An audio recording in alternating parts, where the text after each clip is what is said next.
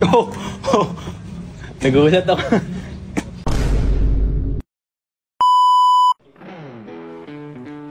Announcement guys, another car, another day. So ngayong araw, meron na namang famous vlogger ang pupunta dito sa showroom. And balita ako, ibebenta niya na daw yung 2018 Subaru BRZ niya. Guys, 1.7 million yung followers na ito. Kaya tara, samahan niyo ako.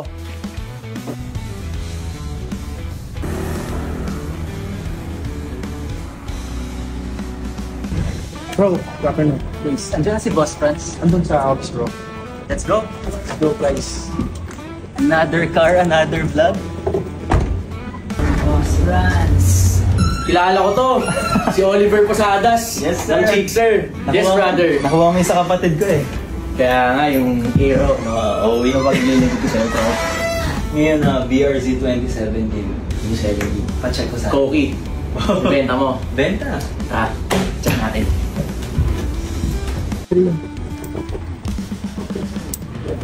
Actually, stock lang naman siya. Pero ang in-upgrade ko lang dito yung spoiler. 20, ano to bro? Carbon fiber. Ano year model? 2017. Kasi yung 17 acquired. Wala talaga eh. So, makinis naman siya. All stock naman bro. Pinakulayan ko lang yung mugs ng black. Pero stock okay. na. Unli check. Fresh naman yung interior bro. So, 2018 model na siya. So, digital na yung gauge niya dito. Tapos, ito, stock lang din yung head unit niya, stock. Push start button. So, may mga controls na siya dito ng radio. Sound check natin bro, kahit stock lang. Oo.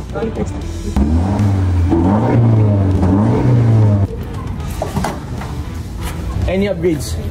Wala. All stock lang. Stock talaga. Okay naman, medyo madumi lang pero normal naman yun kasi ginagamit yung auto. Engine wash lang to at detail. So bro, all goods naman, exterior, makinis naman siya. Interior, okay pa din naman siya. Sige. Siguro mga ano naman to eh, condition na ito, 8/10. Pasado naman as 8/10. Magkano ba selling price mo dito bro? Sa Facebook, 1.5. Marketplace. Mileage nito?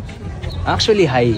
Ay, mileage. High mileage. So, siguro, normal naman yun kasi in-enjoy mo yung kotse, no bro? Everyday car eh. Pero sa high mileage kasi bro, kaya mo ba sa ano?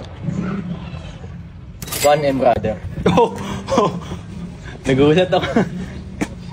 Medyo nagulat ako sa presyo. Legit yung reaction ko, nagulat ako eh. 1.450. Selling ko na din kasi yun bro.